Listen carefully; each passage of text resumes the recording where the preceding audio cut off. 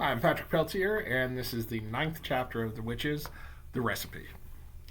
I hope you haven't forgotten that while all this was going on, I was still stuck behind the screen on my hands and knees, with one eye glued to the crack. I don't know how long I had been there, but it seemed like forever. The worst part of it was not being allowed to cough or make a sound, and knowing that if I did, I was as good as dead. And all the way through, I was living in constant terror that one of the witches in the back row was going to get a whiff of my presence through those special nose holes of hers. My only hope as I saw it was the fact that I hadn't washed for days. That and the never ending excitement and clapping and shouting that was going on in the room. The witches were thinking of nothing except the Grand High Witch up there on the platform and her great plan for wiping out all of the children of England. They certainly weren't sniffling around for a child in the room. In their wildest dreams, if witches have dreams, that would never have occurred to any of them. I kept still and prayed. The Grand High Witch's dreadful, gloating song was over now, and the audience was clapping madly and shouting, "Brilliant! Sensational! Marvelous! You are a genius, O brainy one! It is a thrilling invention, this delayed action mouse maker. It is a winner. And the beauty of it is that the teachers will be the ones who bump off all the stinking little children. It won't be us doing it. We shall never be caught." "Witches are never caught," snapped the Grand High Witch. "Attention now! I want everybody's attention, for I am about to be telling you what you must do to prepare Formula 86, Delayed Action Mouse Maker." Suddenly there came a great gasp from the audience. This was followed by a hubbub of shrieking and yelling, and I saw many of the witches leaping to their feet and pointing at the platform and crying out, "Mice! Mice! Mice! She's done it to show us the brainy one has turned 2 children into mice, and there they are." I looked toward the platform. The mice were there all right, 2 of them, running around near the Grand High Witch's skirts. But these were not field mice, or house mice, or wood mice, or harvest mice. They were white mice. I recognized them immediately as being my own little William and Mary. "Mice!" shouted the audience. "Our leader has made mice to appear out of nowhere. Get the mousetraps! Fetch the cheese!" I saw the Grand High Witch peering down at the floor and staring with obvious puzzlement at William and Mary. She bent lower to get a closer look. Then she straightened up and shouted, "Quiet!" The audience became silent and sat down. "These mice are nothing to do with me," she shouted. "These mice are the pet mice. These mice are quite obviously belonging to some repellent little child in the hotel. A boy it will be, for a certainty, because the girls are not keeping the pet mices." "A boy!" cried the witches. "A filthy, smelly little boy. We'll swipe him. We'll swizzle him. We'll have his tripes for breakfast." "Silence!" shouted the Grand High Witch, raising her hands. "You know perfectly well you must do nothing to draw the attention to yourselves while you are living in this hotel. Let us by all means get rid of this evil-smelling little squid. But we must do it as quietly as possible. For are we not, all of us, the most respectable ladies of the Royal Society for the Prevention of Cruelty to Children?" "What do you suggest then, O brainy one?" they cried out. "How shall we dispose of this small pile of filth?" "They're talking about me," I thought. "These females are actually talking about how to kill me." I began to sweat. "Whoever he is not important," announced the Grand High Witch. "Leave him to me. I shall smell him out and turn him into a mackerel and have him dished up for supper." "Bravo!" cried the witches.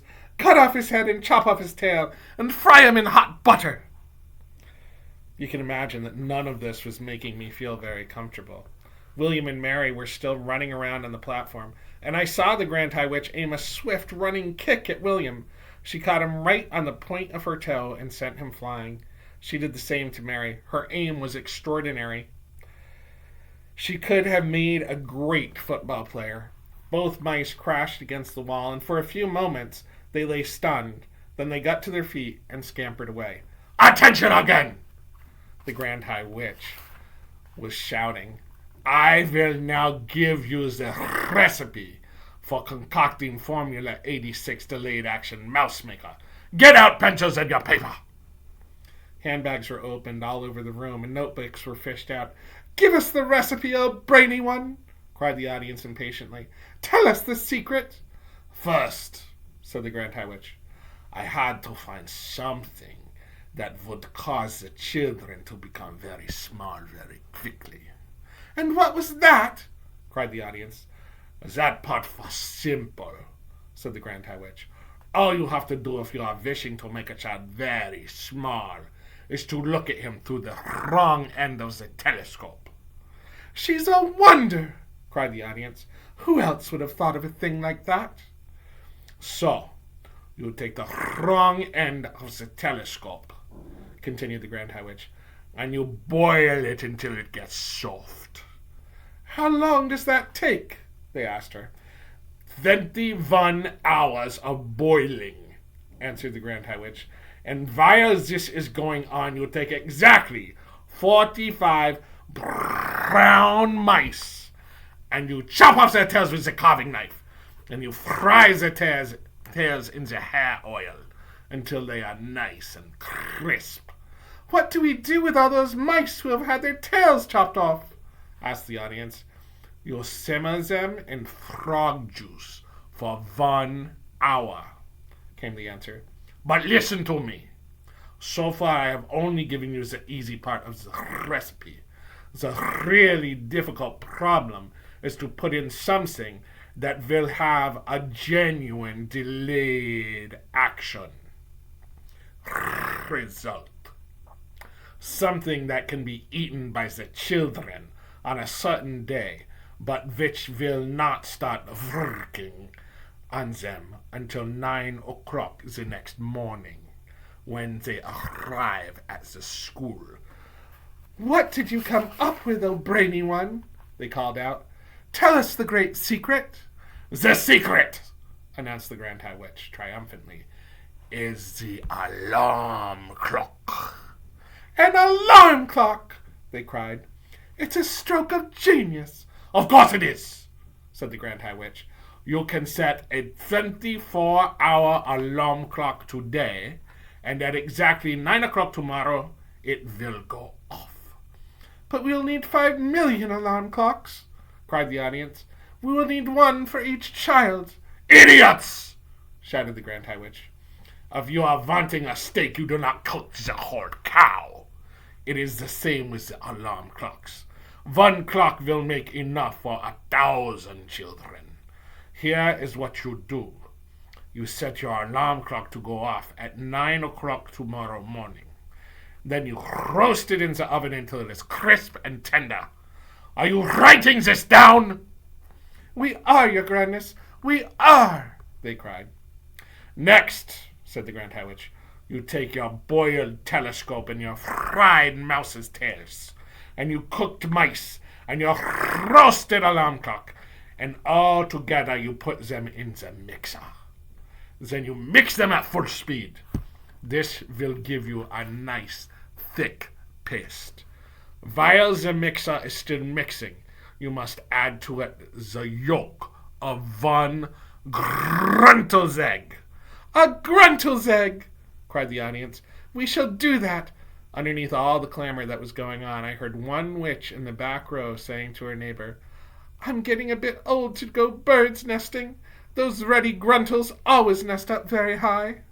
"So, you mix in the egg," the Grand High Witch went on, "and one after the other you also mix in the following items: the claw of the crab cruncher, the beak of the blabbersnitch, the snout of the Grobelswit, and the tongue of the cat Springer.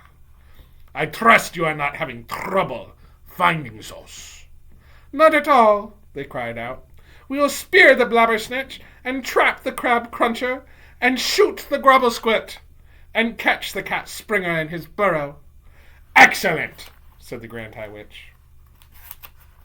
When you have mixed everything together in the mixer, you will have a most marvelous looking green liquid. Put one drop, just one tiny droplet of this liquid into a chocolate or a sweet, and at 9 o'clock the next morning, the child who ate it will turn into a mouse in 26 seconds. But one word of warning, never increase the dose. Never put more than one drop into each sweet or chocolate, and never give more than one sweet or chocolate to each child. An overdose of delayed action mouse maker will mess up the timing of the alarm clock and cause the child to turn into a mouse too early. A large overdose might even have an instant effect. You wouldn't want that, would you? You wouldn't want the children turning into the mice right there in your sweet shops. That would give away the game. So, be very careful. Do not overdose.